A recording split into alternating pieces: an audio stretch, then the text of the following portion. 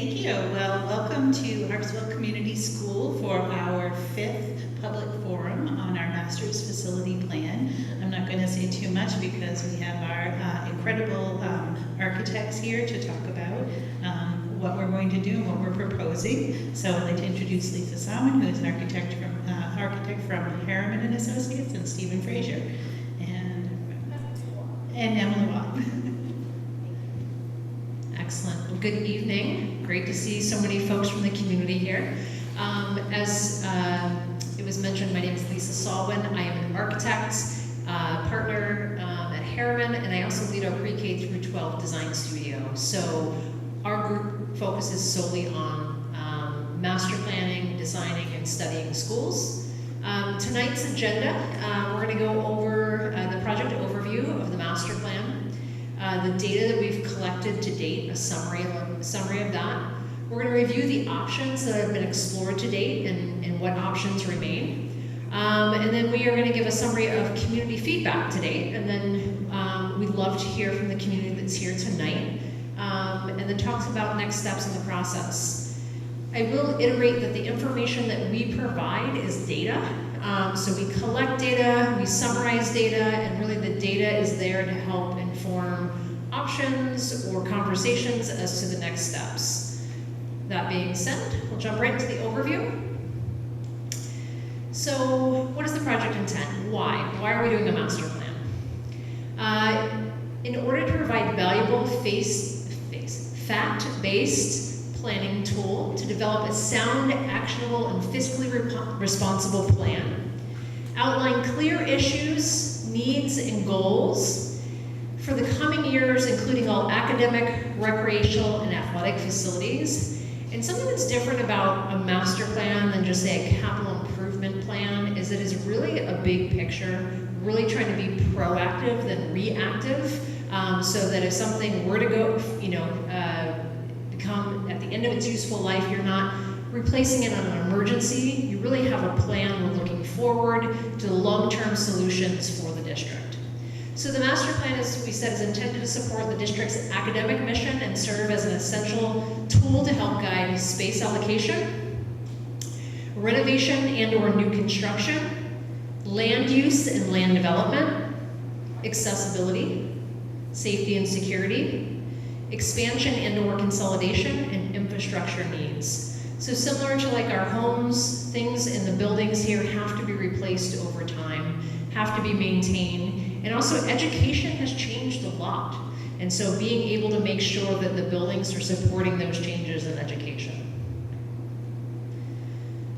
So through the process, we talked a lot about goals, working with the district leadership and the Facility Master Plan Committee to define what are the project goals. And this is a summary of those goals.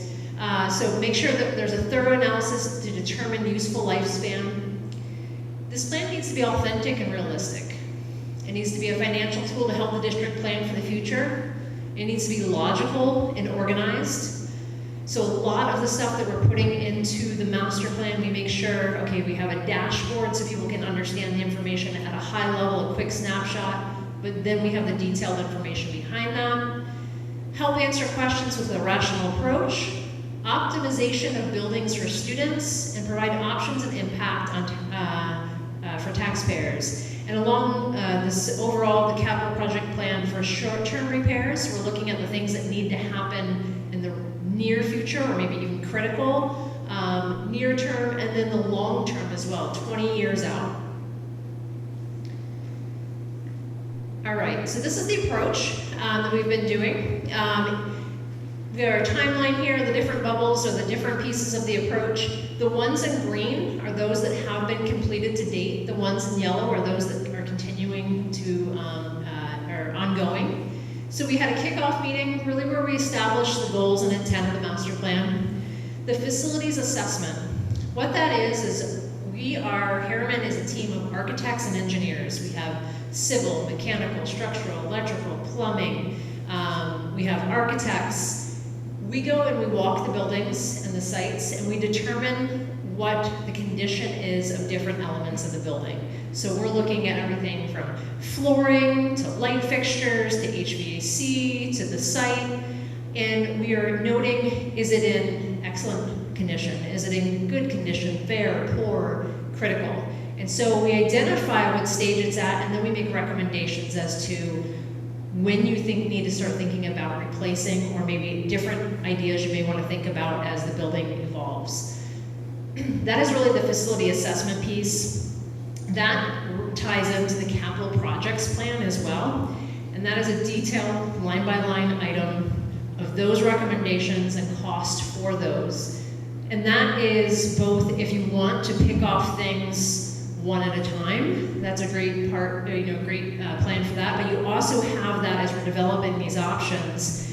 If we look at different schools and say, okay, that school really needs to focus on capital improvement projects and programming, then we have all those line items where other schools are maybe looking at full replacement. So that'll make a little bit more sense as we go along. Capacity and utilization.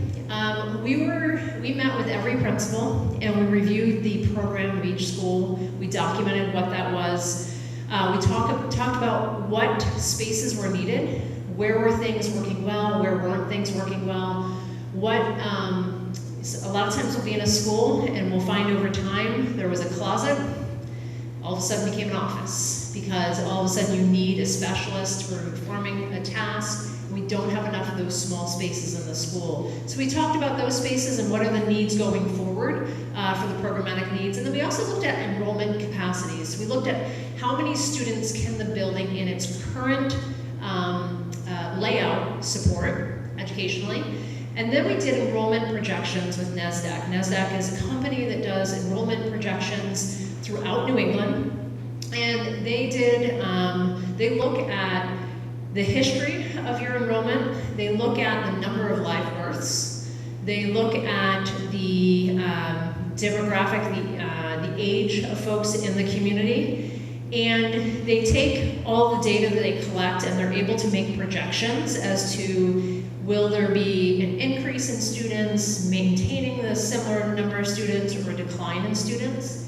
And that helps us when we start thinking about those long-term solutions. What are we needing to, how many students would we need to accommodate? And we'll show you that information in the plan here tonight. All of that data, really these four bubbles are data that, really the three bubbles are the data that feed into the facility master plan. And in that is really where we're exploring those options for the long-term solution, and then how do we phase to get to that. So we'll go to the next slide. So where are we now? We are in the process of taking all that data and reducing down the number of options. Right now, we have gone from, I think it was, we started around 12 options, maybe 15. We are down to a handful of options right now. There are 3 options that remain, and we really are looking for feedback on those options for that long-term solution. So we've completed the kickoff, we completed the facilities assessment, capacity utilization, enrollment projections, and it's on here as completed community engagement because we've completed a number of community engagement sessions, but this never stops, it's ongoing. This is community forum number 5. We have at least 2 more planned, and then throughout the process, we'll continue to engage with the community to really hear from everybody and thoughts from the community as we move forward. So cue us up right for that continued community engagement. We're working towards determining the option that best supports the long-term goals of the district and the communities it serves. And that will then allow us to complete the master plan. So once we have that option, we can say, okay, here's the long-term vision. Here now is the phased approach to achieve that long-term vision. All right. Now we'll get into the data. So these are all of the schools and buildings within your district and their location. This graph really starts to show the different schools and the original age as well as the age of different, whether it be major renovations or additions to the buildings. The statistic or the information we have down here comes from the National, or the Department of Education, National Center for Education Statistics. And they refer to a report that Ornstein in 1994 did, and it talks about some, we'll call it benchmarks. And these are just that, they're benchmarks. They are not an absolute, but it helps kind of frame this conversation as we start to talk about replacement of systems and things like that. 20 to 30 years old, this is where frequent replacement of equipment is happening in a building. So if you think about HVAC equipment, or even some of the HVAC equipment in your home, around that 20 to 30 years is where it starts to need to be replaced. So we expect as we're walking around buildings that has happened over time. If it hasn't, we've noted it as beyond its life expectancy, which means it could go any day. That would be on the critical path. And if that has occurred, then when might it need to be replaced again? And that's kind of that where the master plan comes in and we'll show you, okay, start planning out 10 to 15 years, you're gonna have dollars to replace this system. Between 30 and 40 years old, the original equipment should have been replaced, including the roof and the electrical equipment. After 40 years, a school building begins rapid deterioration. So this is where we start to see some of those major renovations come in right around that timeline. And this is not an absolute, but this is just based on national statistics. Around 60 years, most schools are abandoned. We know New England's a little different. We have a lot of older buildings that we have continued to maintain.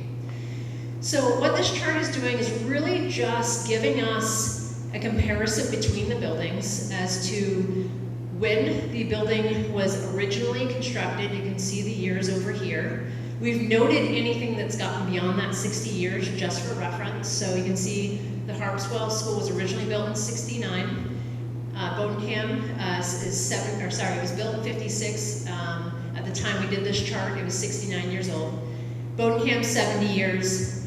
But we also know that there were different renovations and things that happen at different times, and that's where we start to see the different dots that occur on the building, or on the chart. All right, so if you think about the facilities condition assessment that we did, we walked every building, we looked at everything from the site to the electrical systems. That's a lot of data.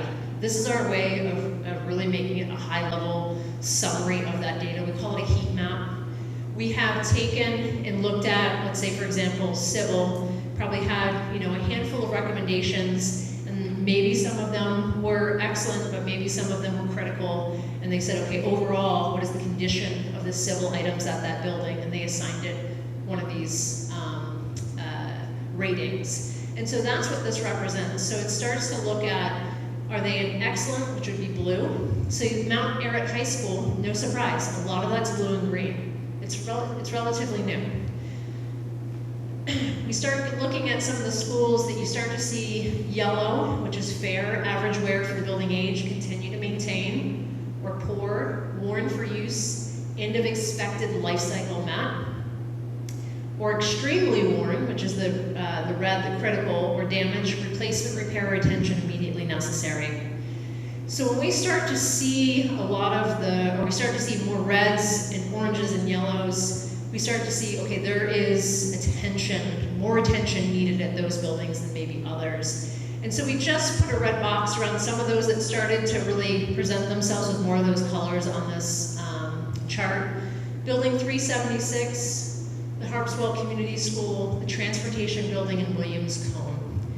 So we'll show you what that means in a little bit in regards to some of the repair items and cost. And next slide. Then we look at energy usage, because another thing that costs you is the cost to run the building. There are many things that go into running a school. One of the things that we can compare is energy usage. And we use something called EUI. It stands for Energy Use Intensity. And to put that in a term that we all understand, it is essentially like your car's miles per gallon. It's the same sort of thought for a building as the EUI. And it really determines how efficient the building is. So we look at the EUI for all of the buildings, and then we know from our experience in designing new elementary schools, somewhere, or even middle and high schools, we are targeting somewhere between 20 and 30. The lower the number, the better. And so when we start to see, okay, that's where we're targeting in new builds, how do some of these schools start to compare? Anywhere where we're starting to be above that 30, in the 40s and 50s we've highlighted. So Bodenham and Harpswell have the higher energy use intensity. That's one way to look at it. The other thing we look at is total energy cost per square foot. So we can start to compare the schools to each other that way as well. And a couple things that jumped out to us was, okay, why is Mount Ararat 36.2 EUI, but they have such a high total energy cost per square foot? Well, they're also providing electricity to building 376. So that was one area we said, okay, that makes sense. The other one was Williams Cone. When we were walking that building, we were seeing things that we knew were not energy efficient. And from the drawings, we tell some of the makeup of the walls were not energy efficient. So it definitely surprised us when we saw this 38 and the 97 cents. And so starting to look at that in some of these existing schools, when they were built, they are not currently meeting today's code for ventilation, which means it's taking less power to provide that ventilation than you would see in some of these newer buildings. So that's one of the reasons that is probably lower. If you were to replace that building with new ventilation systems, you would see a higher energy usage in that building. So just another data point. So here is where I had talked about, we had all those recommendations and they go to that capital plan improvement list. This is the high-level summary of all the line items. So if we're talking about critical, we're saying in the next 0 to 2 years, these things we've identified should be addressed. 3 to 10 year repairs, and then we totaled them at the end. So you can start to see some of the dollar totals for the different schools, and it's going to be even clearer on the next slide. I'm a visual, I'm a graph person, I don't know if anyone else is, but this is much easier for me to understand. So this is the immediate, so this is the 0 to 10, and we start to look at, this is your color code down here, we start to see, okay, the orange, the blue, and the green are some of the higher needs. So we got our orange, which is adult ed services, we have our blue, which is by the green, which is Williams Cone, and then we have our Woodside. And then we jump down to the, then we go to near term, which is that 3 to 10 year, and we start to look, all of a sudden green comes on. Harpswell has a bunch of needs identified in the next 10 years, 3 to 10 years. So does the middle school, Williams Cone, and Woodside. And so then we combine them so we can see the totals. And there's really 3 that really start to jump out as having the greater needs out of the schools, and that would be Harpswell, Williams Cone, and Woodside.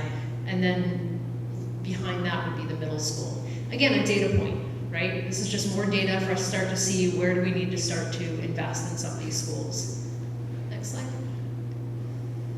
So we can't just look at the infrastructure, we can't just look at the materials, we can't just look at the walls, we have to understand what is the program, what needs to happen within the school, and how does the building need to support that program.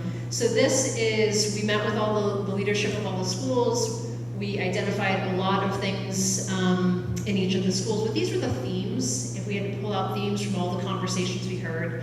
And the themes of what needs to be addressed: safety and security, improved and additional specialist space. So when I was saying, sometimes you find people end up in maybe a closet somewhere because it's the only space they have. In education these days, there are more specialists than there were when the buildings were built. So there's a lot of need for smaller spaces to be able for specialists to work one-on-one with a student or a small group of students. Adequately sized program space, specifically pre-K and the arts. So making sure that we have adequate pre-K spaces. Pre-K and kindergarten classrooms, if you look at the Maine Department of Education, those are the larger spaces. And they're the larger spaces, but they also they have a lower student to teacher ratio. And the reason being is that it's a lot more play-based. So if you think about pre-K, you think about kindergarten, they're working in stations, they're working in different play areas. They need greater space to do that. And then the arts, those are usually, your art, your music are usually your larger spaces as well for the things that are happening in those spaces, also very project-based or with instruments. Collaboration spaces. This is something that probably in the past 10 to 15 years has become one of the bigger changes in education. So we're really preparing students for jobs we don't even know exist. And so some of the things they really look at when they're looking at education is making sure that students have the ability to collaborate, communicate, critically think, and we are seeing more of that happen outside the classroom. So a lot of work happens within inside the classroom, that collaboration, that working together is really happening outside the classroom where they're pulling students and teams together to do that work. And so having the spaces to be able to do that.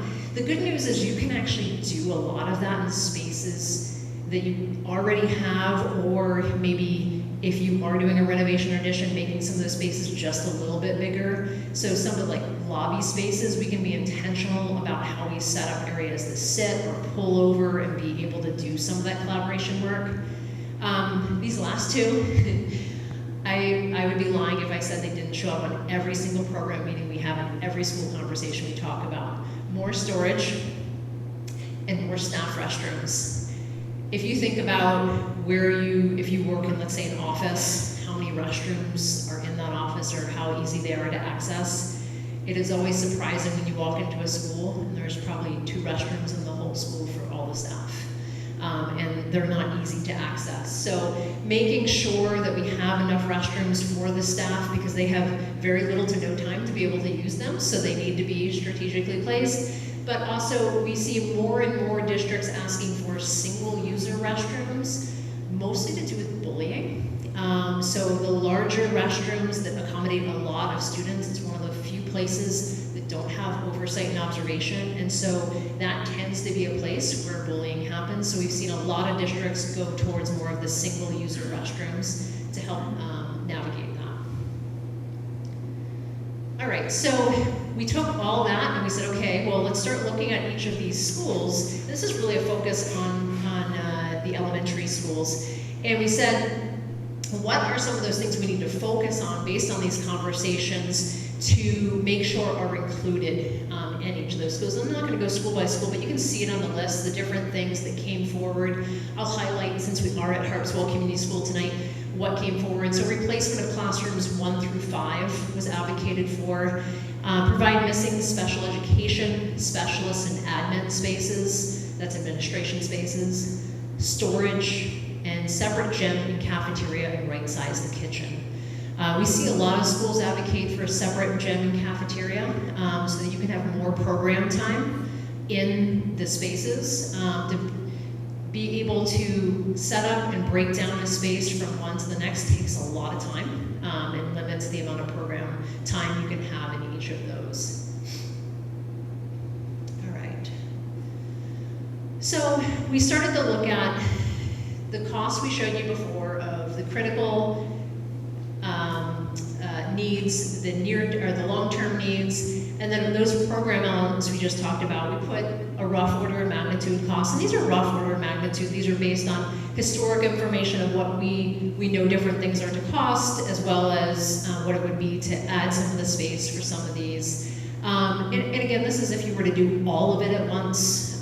So depending on what option you go with, we can talk about ways to phase it. But what we wanted to see was if we looked at the total costs of the repairs and the program, what would it cost to replace that school? Because this is a good data point to have, because sometimes you get to a point you're wondering, well, do we put all that money into restoring, renovating, replacing these items, and how much more would it cost to rebuild it?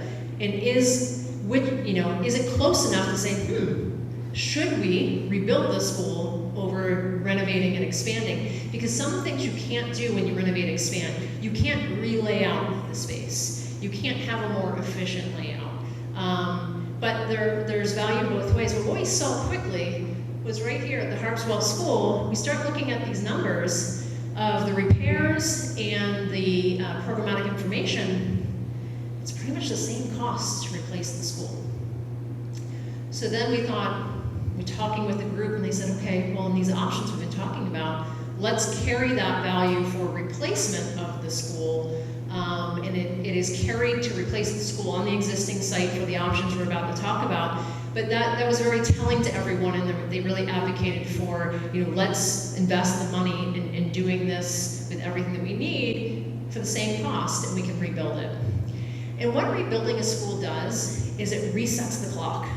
So every school that you rebuild, you're resetting the clock, so instead of saying so many things need to be repaired in so much time, now we've reset the clock on this school and everything starts at zero. And this school, while you have a plan for some of these schools that the life cycle is being met, this one will then come behind it in 20, 30 years, and you don't have everything stacked right on top of each other. The other one we looked at, some of the options you'll see, they look at combining Williams, Cone, and Woodside. And so we looked at what would it cost for the repairs to each of those schools and the programmatic information, and then what is that total cost. And so we're somewhere for each of these, we're in the 26 to 30 or the 33 to 49, and the consolidated is between 56 and 60. So there is a savings to consolidate that school as well. Again, data points. All right, we'll get into the demographic trends. So this is the information provided by NASDAQ. And what it looked at was population growth, median age, population of 0 to 18-year-olds, and town births. And they did it by town. And you can see that there is population growth in literally all the towns, some more than others. There is differences in median age. And then there is 0 to 18, that population has gone down in all of the towns, as well as the town births have decreased.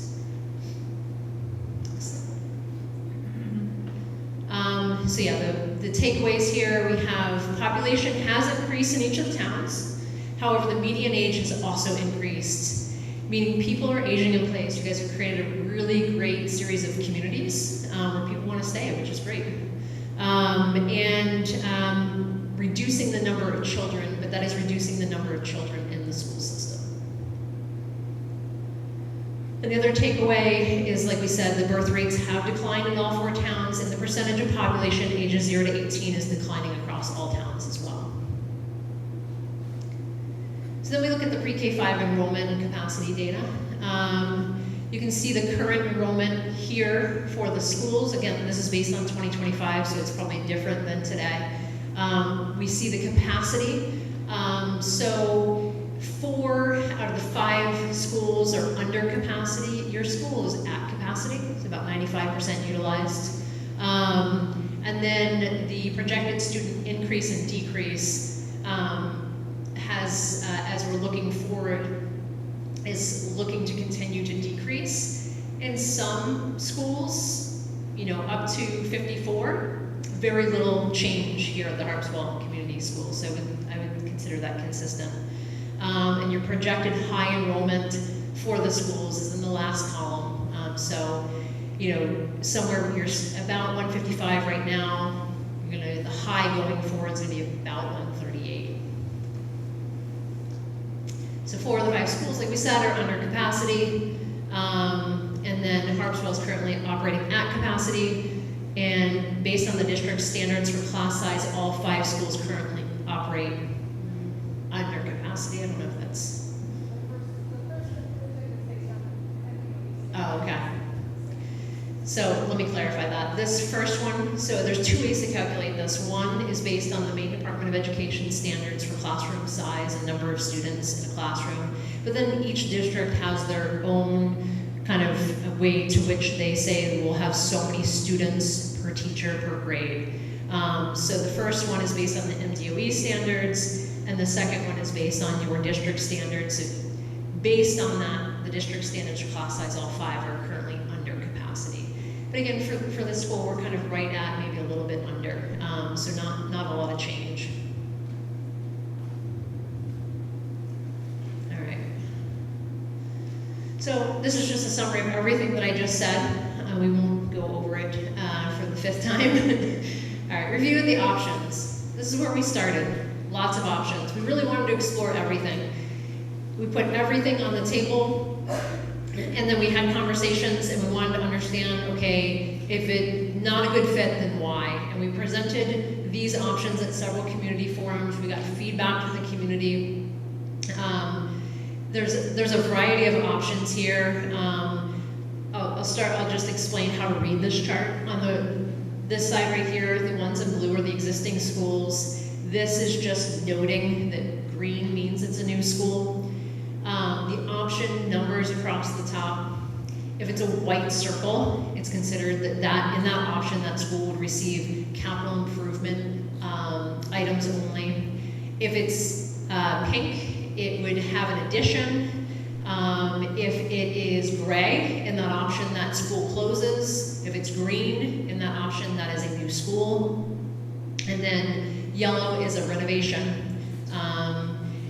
And I won't go through all of the different options because we've narrowed it down to 3. We really want to focus on those 3, and actually these have all changed since we originally created these. You'll see in a minute. But on the bottom was the feedback we got from the community as to how they would rank them at that time. Go to the next slide. And so from the first rounds, I would say rounds, there's multiple community forums. It went from that list down to these 5. And option B renovates all the existing schools. So we wanted to have an option that really just looked at keep everything as is. Let's just look at renovating and addressing the needs. Options that were being considered further at this time retained at least 1 elementary school in each of the 4 towns. That was made loud and clear from the community, that we need to maintain a community school in each of the towns. And then options that close school in at least 1 of the 3 surrounding towns has been eliminated. And then the selection is consistent with the community sentiments expressed at the public forums. And so I'll walk through what these 5 are, and then we'll talk about the 3 we are down to. So B1, as I talked about, CIP or major renovations to the schools. B2, essentially these build off of each other. So same as B1, however, Williams Cone, we essentially remove the cone portion and redo the front of the site and construct a new addition at the rear of the property. And a lot of these options have to do with the need that's specific to some of those schools. The next option, very similar, but instead of doing that, it looked at replacing Williams Cone. C1 looks at making a consolidated Williams Cone and Woodside. Williams Cone would go here and we create an addition at Woodside, and then this one looked at consolidating the 2 and making them 1 school in Topsom. Next slide.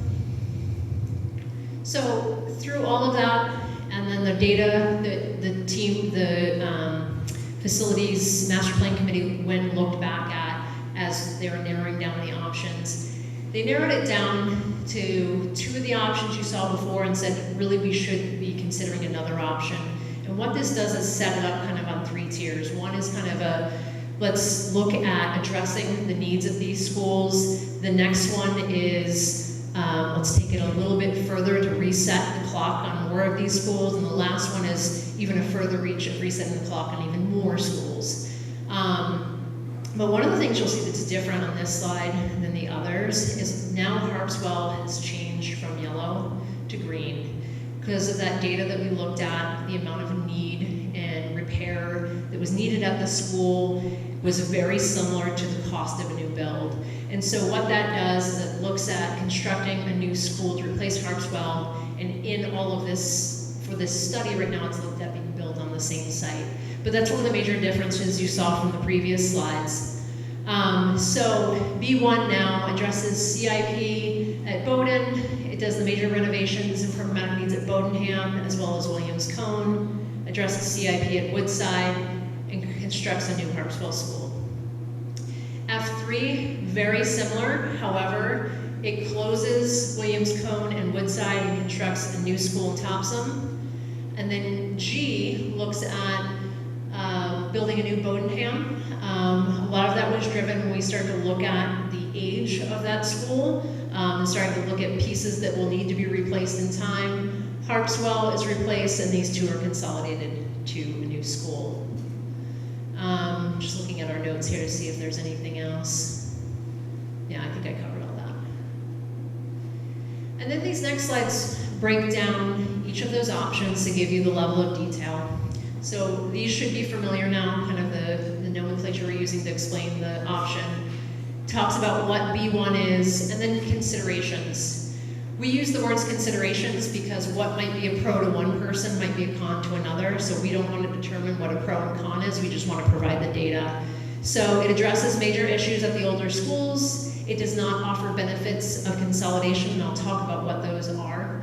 So when you consolidate, you can be more efficient with square footage. We can lay the school out for the needs of that school, and we can reduce operating costs and have program equity across those schools that you're consolidating. So those are considered some of the benefits. And then this will reset the clock on one school by replacing the Harpswell school. The cost of the Harpswell is close to the cost of the repairs, the programming cost and repairs cost. On the right-hand side, those numbers we saw previously for any of the capital improvement needs of the various buildings, you can see are in there. And then below the first yellow line is where we get into any of the new builds. All of these options consider a new grounds building, and then the abatement and demo of this building and the replacement of the Harpswell School. So you can see for the overall option, total price tag in the lower right corner. F3, same thing. In regards to how the slide is set up, we've gone over what this option is, but what it does, similar to the last option, addresses major issues at the older buildings. It maintains local schools in each of the 4 communities and avoids the cost to address serious envelope issues at Woodside. It resets the clock on 3 schools, and it's more efficient use of square footage when consolidating Williams, Cone, and Woodside. So currently, Williams, Cone, and Woodside combined are 109,000 square feet. They serve 519 students right now, so that's 210 square feet per student. A new school for 500 plus or minus students is typically designed with 150 to 160 square feet per student. So you can just see the efficiency that you can realize when we start to lay this out for the specific needs. And then replacement with consolidation is closer to repair and program costs for the 2 schools. So same thing, we have the CIP, and then we start getting into the buildings that we would be demolishing and replacing, and then the total costs on the right-hand side. Again, rough order of magnitude total project costs, and as we select an option, we'll look at how to phase that in. G, similar to the last 2, the difference here is now this replaces Bodenham. So a lot of the considerations are the same. It just talks about kind of resetting the clock on more schools, and then you can see the cost on the right-hand side and what it adds up to in the bottom right corner. And just the slide again on the remaining options for consideration.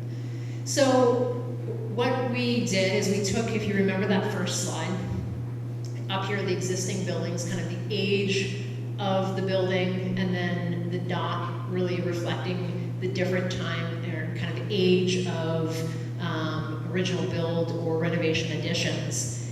And then we looked at each of these options and started to look at, okay, what are we looking at in regards to the age of different buildings or systems? And so, you know, in Bowdoin, we're addressing some of the CIP. So some of these items will slide back to 0, but not all. So you'll have a series of things in different ages here. Same with Bodenham. Here, Harpswell goes back to 0. Williams Cone, a lot of the CIP and program information was addressed. Same here with Woodside and the middle school.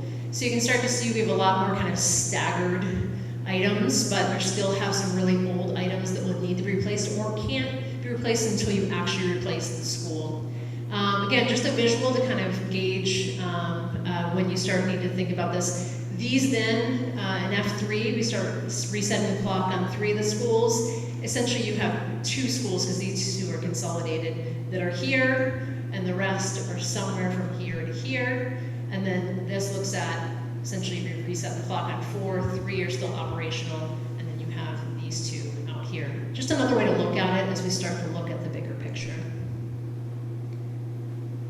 All right, we'll look at conceptual site plans. This is just looking at the different options and essentially what is happening at the schools. These are all conceptual, but by no means has there been a lot of thinking regarding design and things like that. It's mostly just getting the kit of parts on the site. You can start to see how they would arrange.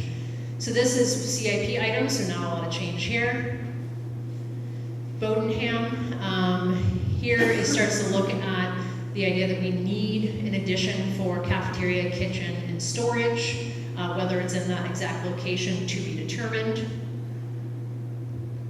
This would be if we were to construct a new school on that site. Again, might not be in that exact location, but showing a footprint for a school and the site elements needed. Harpswell, showing a replacement of the school, may not be in that exact location, but showing using the existing school site. The Williams Cone consolidation, so this is building a new school on that site and removing the existing building. Sorry, what side? What did I say? Sorry.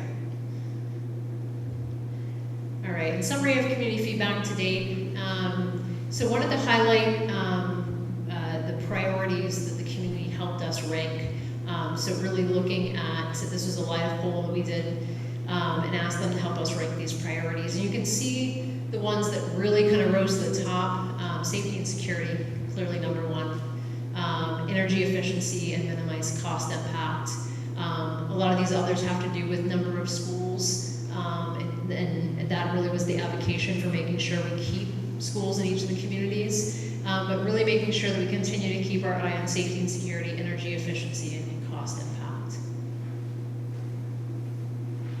All right, so this is where we would like to engage you in an interactive exercise. If you have a smartphone, we'd love for you to log into slido.com and put in this number and give us your thoughts, pros, cons, neutral comments on any of these options. If you're not comfortable doing this, we welcome you to come up to the mic and tell us your thoughts as well.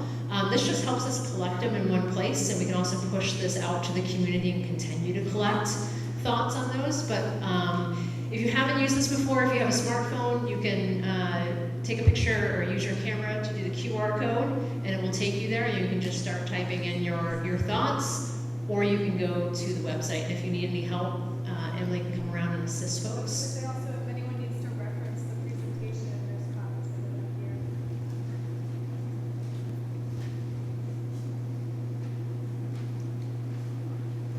And here. if you want to make a comment at the mic, please feel free to come up and do that as well. I can see somebody's already participating, which is great. And what we're going to do is we may not have the answers tonight, depending on what the question is. If we don't, we will document the question and make sure that we circle back with that answer. But this is great for us to collect them. Go ahead. Hi, my name is Dorian Taylor. I live on the Roosevelt Island.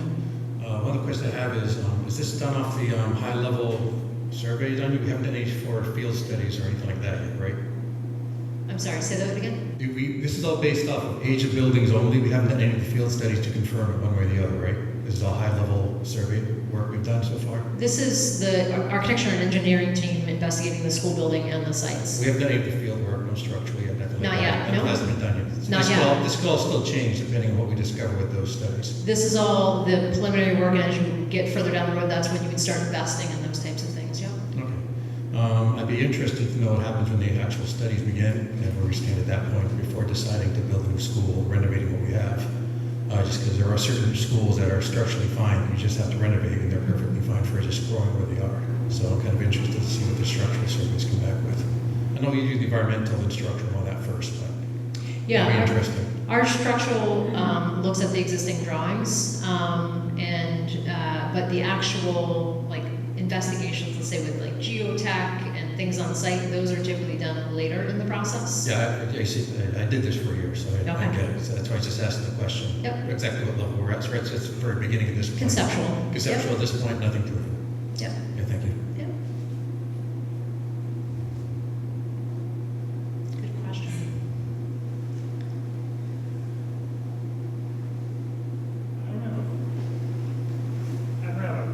per se, but I'm on the school board, and one thought I have is I know we're videotaping, and so if there are people that, if this is interactive now, Yeah. somebody gets to watch this later. We'll keep it live. Well, Yeah. this will stay live? We'll keep it live. Okay, that's what we want to hear. Yeah, so just to reiterate what the question was, is for those that may be watching at home or watching this later, or if you go home and have a thought on this, you can log into this later and enter your comments. We will keep it open for a couple weeks, and then we'll pull down all of the questions that are asked. That was one of the ways we were able to get a lot of input at one of the community forums. I think we had over 250 folks weigh in. So yes, by all means, this is just a good way for us to be able to allow people to voice their questions or comments. Other questions?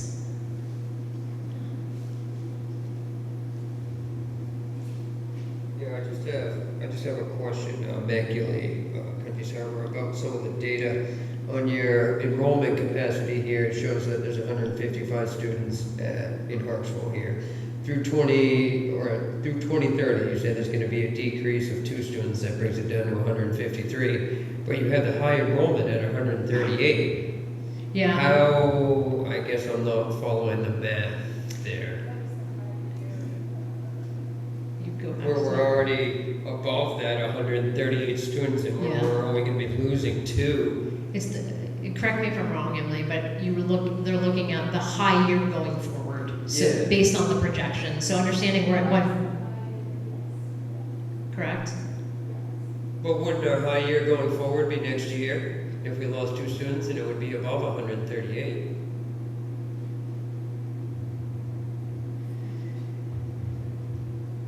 So I'm just trying to follow the math. yeah, that's no, all. I totally hear what you're saying. So I think we need to look at that one. I agree with your math. It might not be correct. It seems there's a few instances in here where the math is kind of similar to that. Where the On the numbers- enrollment capacity study? different, I'll have to go back and Yeah. look through, but there are some other. Yeah, stuff. some of the, keep in mind, some of the rough order of magnitude are rounded, so Okay. it may be some of that, but I definitely agree with you, we need to clarify where that came from. Okay. We would always look at, you're 155 today, you wanna look at the high number, and then we have to collectively come to terms with how many kids are we designing for Right, middle because school. we seem to be losing the least amount of Correct. students out of all the towns. Agreed. You know, so that's something to consider moving forward. A lot of times you'll look at that and say, hey, we should just keep it consistent, Yeah. or account for a 3% increase just to be safe. Yeah, all right, Yeah. sounds good, thank you. I just Yeah. wanted to make sure we were planning. Yeah, no, I appreciate the question for sure. We'll look at that.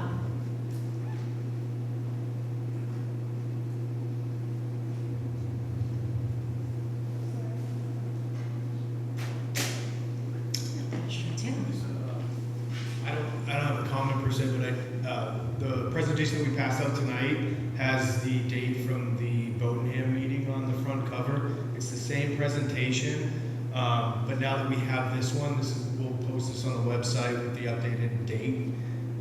So it's the same presentation, but the dates on that one are from the Bodenham one. So I just want And when we do that, Acknowledge it. yeah, when we do that, we'll make sure we clarify that enrollment question and make sure that math is right, or if it is, clarify what the numbers are representing. Okay. Other questions?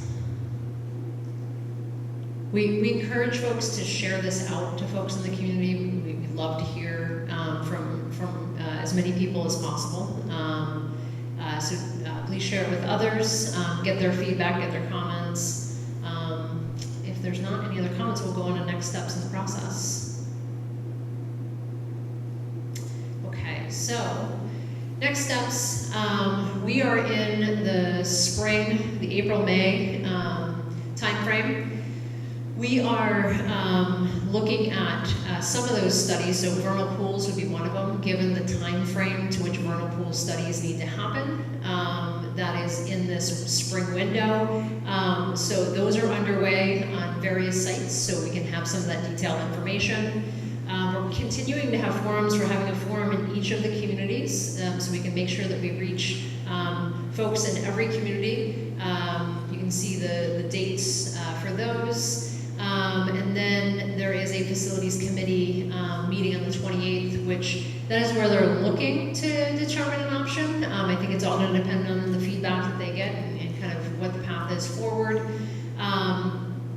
In the summer, there'll be different workshops to make that recommendation on the option, and that will then allow us to complete the master plan as to what the long-term vision is, and then provide the capital improvement plan to reach that. And then we will start soliciting third-party proposals for some of those more detailed investigations that were asked about. There's a couple scenarios. So if an option is arrived at and it's going forward to voters, there's different timetables to which the committee is considering. One would be essentially a fall 27 referendum. So what you see in fall 26 through fall 27 is essentially prepping for that. That would be taking the option that is selected. We develop the concept design. So right now we're in sort of the collecting all the options, determining what the option is to move forward. Then we go into a more conceptual design, and then continue to get those third-party proposals for geotech, environmental assessments, preliminary traffic assessments, and continue to do community outreach to prep for the board to be able to review the final recommendation, the budget, and get ready for putting that on a referendum in fall 27. That's scenario one. Scenario two looks at spring of 2028. So same ingredients leading up to that, just more time. So looking at a spring of 28. And then scenario three looks at a fall of 28. So that's the next steps that are being considered at this point. Right now we're in collecting more information from the community, but that's what is ahead of us. So if there aren't any more questions or comments, I just want to thank you all for coming out tonight and for your questions and for your time. I'll pass it back over to you, Heidi.